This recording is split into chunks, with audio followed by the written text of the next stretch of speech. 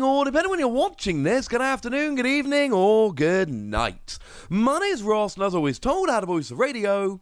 So today, we need to take a little bit of a look at the first ever Fusion Strike cards we are seeing in English. We've seen a bunch of cards in Japanese. In fact, although we don't know the complete makeup of the set, we've seen pretty much all of them in Japanese.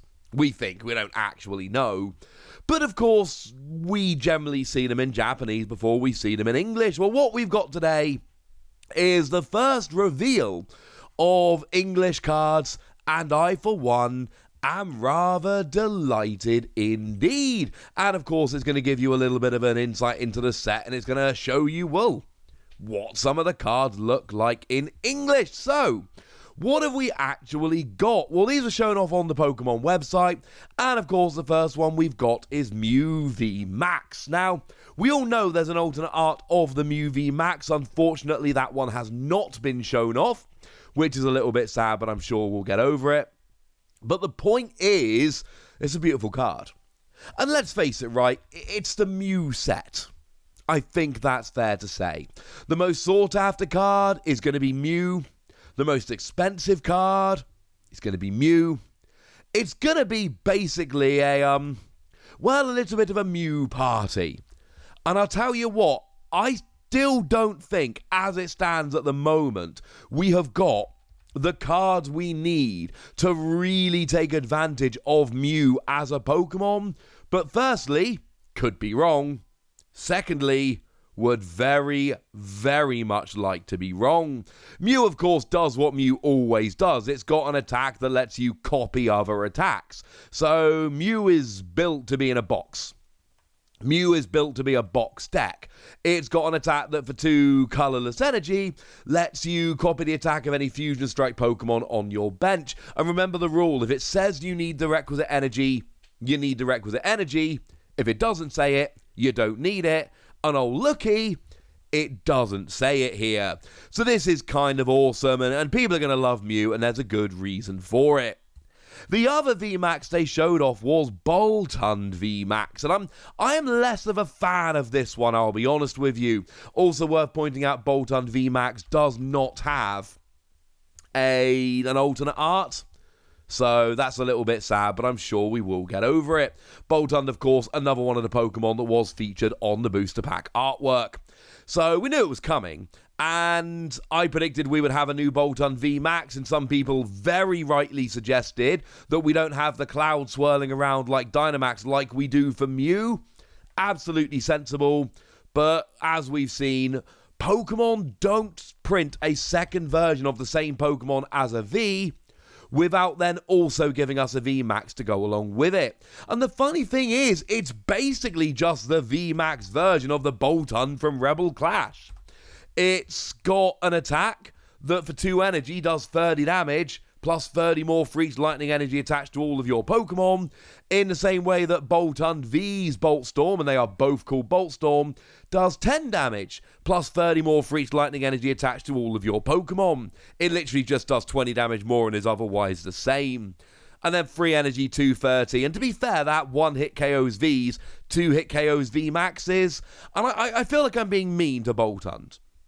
Because if we look at something like Ice Rider Calyrex, it's a 1-hit KO on Pokemon V and a 2-hit KO on VMAXs. That is the general rule with Pokemon VMAX at the moment. So I'm probably being way too harsh here, and I don't really care if I'm honest with you.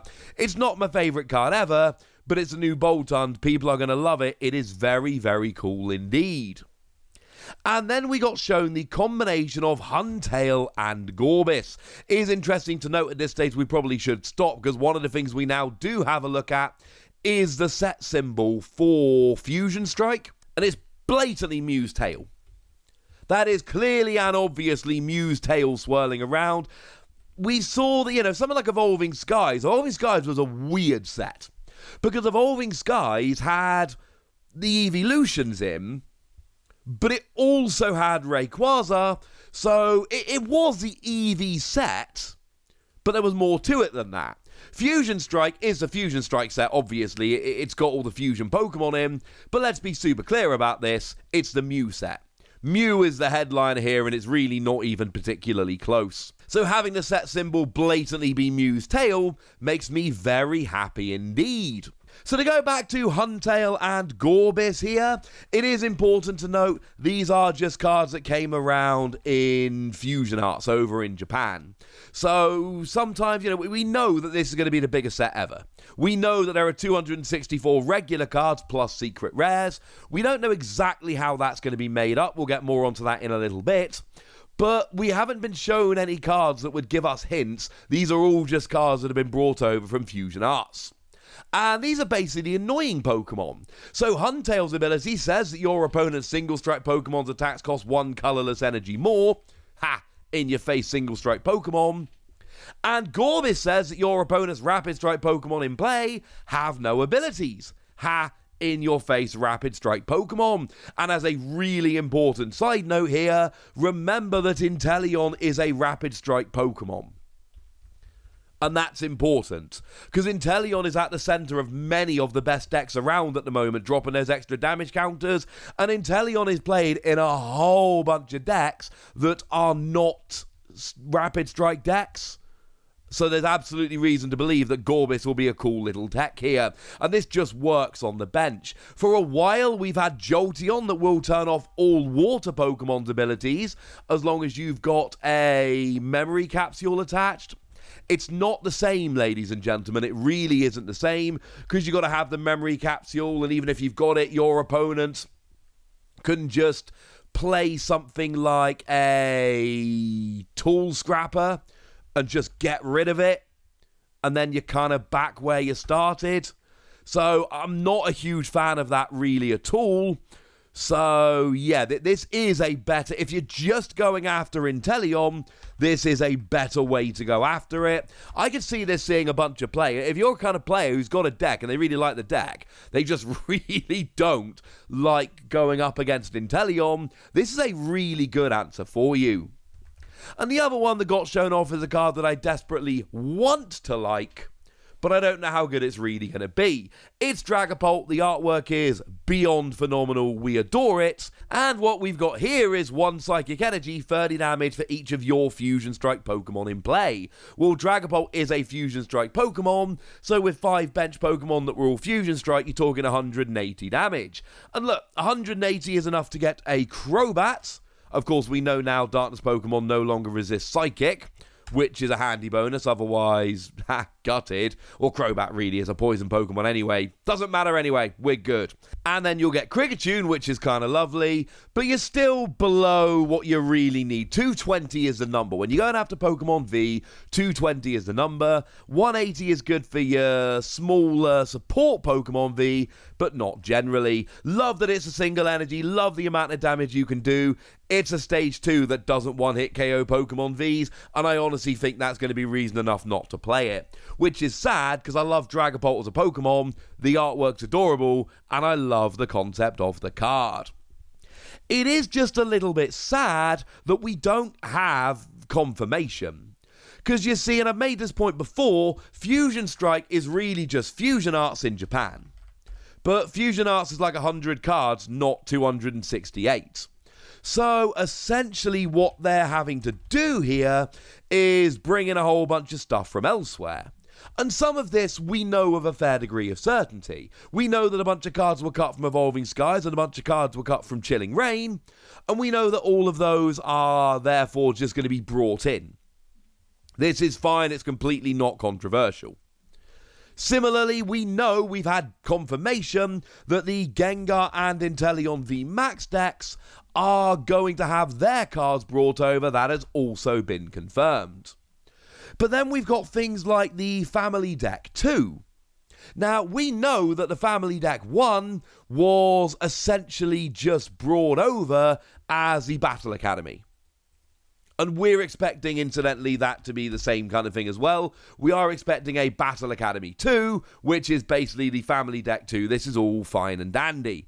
However, those cards that were in the Battle Academy also ended up finding their way into Hidden Fates. So it's not like they wouldn't find their way into a set as well. And there is a decent chance that they are being brought in. I mean, the Okecheke Phantump is a card I am very desperate to get in English, and at the moment is only available in Japan over there. So, yeah, these are cool things that I'm very excited about, but the fact of the matter is, we don't have confirmation at the moment. We just don't know. Maybe it's in there. Maybe it's not. Sorry.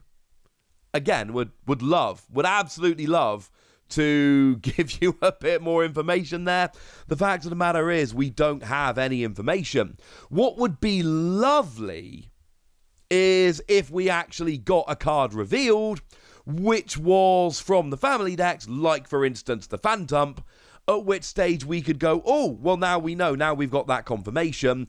Unfortunately, we don't know. We don't have that confirmation, and that's genuinely very sad. What is not sad, however, is that we do have these first ever English cards from Fusion Strike revealed, and I, for one, am absolutely delighted. But I'd like to know what you think. So let me know in the comment section, would you? Go nuts! Be nice!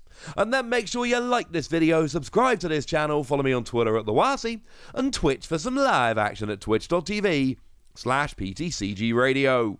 If you want to support the channel, get some bonus podcasts and all that good stuff, head on over to patreon.com/PTCG Radio, where you can do exactly that. But by far the most important thing as always, look after yourselves till next time, would ya?